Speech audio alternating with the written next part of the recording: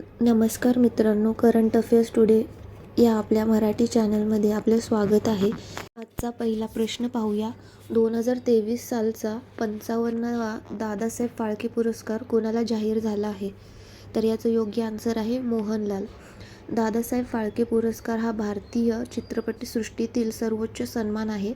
2023साठी मोहनलाल यांना जाहीर झाला आहे. ते मल्याळम सिनेमातील सुपरस्टार आहेत. याआधी 2022मध्ये मिथुन चक्रवर्ती, 2021मध्ये ए.आर. रेहमान आणि 2020मध्ये आशा पारेख यांना हा पुरस्कार मिळाला आहे. पुढचा प्रश्न पाहूया. पेन पेंटर पुरस्कार 2025 कोणाला मिळाला? तर याचं योग्य आन्सर आहे लीला अबुलेला. पेन पेंटर प्राइज हा ब्रिटनमधील प्रतिष्ठेचा साहित्य पुरस्कार आहे. 2025मध्ये हा पुरस्कार लीला अबुलेला यांना मिळाला. त्या सुडानमधील असून नंतर स्कॉटलंडमध्ये स्थायिक झालेल्या लेखिका आहेत. पुढचा प्रश्न पाहूया. UN मंडेला पुरस्कार 2025चे विजेते कोण? तर याचं योग्य आन्सर आहे ब्रिडा रेना व कॅनेडी ओडे. संयुक्त राष्ट्रसंघाचा म्हणजे UN नेल्सन मंडेला पुरस्कार 2025 ब्रिडा रेना यांना मिळाला. हा पुरस्कार सामाजिक सेवा, शांतता व मानवतेसाठी योगदान दिलेल्यांना दिला जातो. पुढील प्रश्न पाहूया. बेस्ट मॅजिक क्रिएटर पुरस्कार 2025 कोणत्या भारतीय महिला जादूगाराला मिळाला? तर याचं योग्य आन्सर आहे सुहानी शाह. सुहानी शाह यांना बेस्ट मॅजिक क्रिएटर 2025 हा अवॉर्ड मिळालेला आहे. ही भारतीय पहिली महिला ठरली आहे जिने हा किताब मिळवलेला आहे. पुढील प्रश्न पाहूया. नवे CISF महासंचालक DG म्हणून कोणाची नियुक्ती झाली? तर याचं योग्य आन्सर आहे प्रवीण रंजन. 1993च्या बॅचचे IPS अधिकारी प्रवीण रंजन यांनी केंद्रीय औद्योगिक सुरक्षा दल नवे महासंचालक म्हणून नियुक्ती झाली आहे. यांनी रिप्लेस कोणाला केलेलं आहे? तर राजविंदर सिंह भट्टी यांच्या जागी त्यांना नियुक्त केलेलं आहे. CISFची स्थापना कधी झाली? तर 10 मार्च 1969 रोजी. मुख्यालय कुठे आहे? तर नवी दिल्ली. याचं ब्रीद वाक्य काय आहे? Protection and security. तर थोड्याशा महत्त्वाच्या नियुक्त्या बघून घेऊया. SSBचे DG कोण आहेत? संजय सिंगल. BSFचे DG दलजीत सिंग चौधरी. CRPFचे ज्ञानेंद्र प्रताप सिंग. CISFचे राजवेंद्र सिंगच्या जागी आत्ता आपण बघितलंच रिटायर ते 30 सप्टेंबर रोजी होणार आहेत आणि त्यांच्या जागी प्रवीण रंजन यांची नियुक्ती होणार आहे. NSG जे आहेत B Srinivasan. SPG Alok Sharma. NCC Gurbir Palsingh. Indian coast guard chief आहेत परमेश शिवमणी. NDRFचे आहेत पियुष आनंद. RPFचे आहेत सोनाली मिश्रा. ही पहिली महिला आहे, हे लक्षात ठेवा. Home guard SBK Singh. Assam rifle Vikas Lakhera. NCB Anurag Garg. Air force chief marshal Amarpreet Singh. Navy chief admiral Dinesh Kumar Tripathi. Army chief general Upendra Trivedi. So लक्षात ठेवा, या सर्व नियुक्त्या इम्पॉर्टंट आहेत. बघूया पुढील प्रश्न. प्रश्न आहे स्वयंसहाय्यता गटातील महिलांना ओळखपत्र देणारे पहिले राज्य कोणते? तर याचं योग्य आन्सर आहे तमिळनाडू. तमिळनाडू इथे सेल्फ हेल्प ग्रुप म्हणजे SHG महिलांना वेगळे ओळखपत्रे जारी करण्याची योजना सुरू केलेली आहे. यामुळे त्यांना बस प्रवासात सवलत, सरकारी दुकानात सवलत व इतर सुविधा देखील मिळतील. तमिळनाडू हे 1989मध्ये SHG सुरू करणारे देखील हे पहिले राज्य आहे. थोडे आणखी सविस्तर बघूया.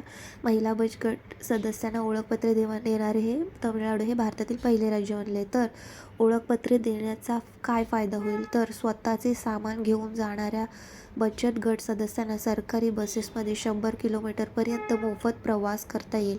त्यांना मोफत प्रवास करता येईल. तर जर त्यांनी मुख्यमंत्री मेडिकल स्टोअर किंवा राज्यातील इतर कोणत्याही सरकारी दुकानातून कोणतेही माल खरेदी केला तर त्यांना त्या उत्पादनांवर विशेष सवलत आणि इतर अनेक फायदे मिळतील. या सर्व फायद्यांचा उद्देश महिला उद्योजकांसाठी खर्च कमी करणे आणि आर्थिक स्वातंत्र्याला चालना देणे आहे. 1989मध्ये महिला बचत गट सुरू करणारे तमिळनाडू हे पहिले राज्य बनले आणि आता ते ओळखपत्र देणारे पहिले राज्य देखील बनले आहे. पुढील प्रश्न पाहूया. जपानच्या क्रेडिट एजन्सीने भारताची सॉव्हरेन क्रेडिट रेटिंग BBB वरून कोणत्या पातळीवर नेली? तर याचं योग्य आन्सर आहे BBB प्लस.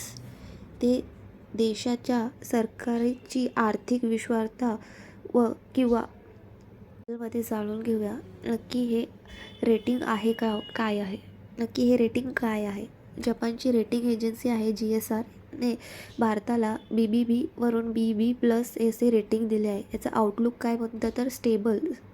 रेटिंग म्हणजे काय? देशाची कर्ज परतफेड करण्याची क्षमता दाखवते. आंतरराष्ट्रीय गुंतवणूकदारांना गुंतवणुकीचा धोका समजतो. जसे आपण प्ले स्टोअरवर ॲपला रेटिंग दिले जाते. रेटिंग जितके जास्त तितका विश्वास जास्त. त्याप्रमाणे जसे आपण प्ले स्टोअरवर एखादं ॲप बघतो, आपण ॲपच्या रेटिंग्स बघतो, ह्याची रेटिंग्स किती आहे, तर त्याप्रमाणे आपण तो ॲप घ्यायचा की नाही हे ठरवतो. ज्याची रेटिंग जास्त असते तो आपण ॲप इन्स्टॉल करतो. त्याप्रमाणेच ह्याचे आउटलुकचे प्रकार काय आहेत? स्टेबल म्हणजे स्थिर, बदल होणार नाही. पॉझिटिव्ह म्हणजे सकारात्मक, भविष्यात रेटिंग वाढू शकते. निगेटिव्ह म्हणजे नकारात्मक, भविष्यात रेटिंग कमी होऊ शकते. महत्त्व काय आहे? भारताची आर्थिक विश्वास वाढला. अधिक परदेशी गुंतवणूक आकर्षित होऊ शकते. मजबूत अर्थव्यवस्थेवर आंतरराष्ट्रीय विश्वास टिकून आहे. पुढील प्रश्न पाहूया. ICC T20I मध्ये जगातील क्रमांक 1 गोलंदाज कोण ठरला? तर याचं योग्य आन्सर आहे वरुण चक्रवर्ती. भारतीय लेग स्पिनर वरुण चक्रवर्ती जगातील पहिले गोलंदाज ठरले आहे. यापूर्वी जसप्रीत बुमराह व रवी बिश्नोई हे स्थान यांनी मिळवलेले होते. पुढील प्रश्न पाहूया. T20I क्रिकेटमध्ये 100 विकेट घेणारा पहिला भारतीय कोण? तर याचं योग्य आन्सर आहे अर्शदीप सिंग. डावखुरा वेगवान गोलंदाज अर्शदीप सिंग हा पहिला भारतीय ठरला आहे. पुढील प्रश्न पाहूया. विद्यार्थ्यांच्या नवोपक्रमासाठी इन्स्पायर मानक पुरस्कार 2025 मध्ये कोण अव्वल ठरले? तर याचं योग्य आन्सर आहे मुझफ्फरपूर. इन्स्पायर मानक अवॉर्डचा उद्देश शालेय विद्यार्थ्यांमध्ये सर्जनशीलता आणि नाविन्यपूर्ण विचार वाढवणे आहे. 10 ते 17 वर्ष वयोगटातील विद्यार्थी या योजनेमध्ये सहभागी होऊ शकतात. 2025 मध्ये मुझफ्फरपूर या जिल्ह्याला अव्वल स्थान मिळाले आहे. याचा अर्थ हा जिल्हा देशातील सर्जनशील कल्पना तयार करण्यात पहिला आला आहे. दुसऱ्या स्थानावर बेंगळूर, तिसऱ्या स्थानावर कर्नाटक, चौथ्या स्थानावर जयपूर, 5व्या स्थानावर लखनौ व 6व्या स्थानावर वैशाली आहेत.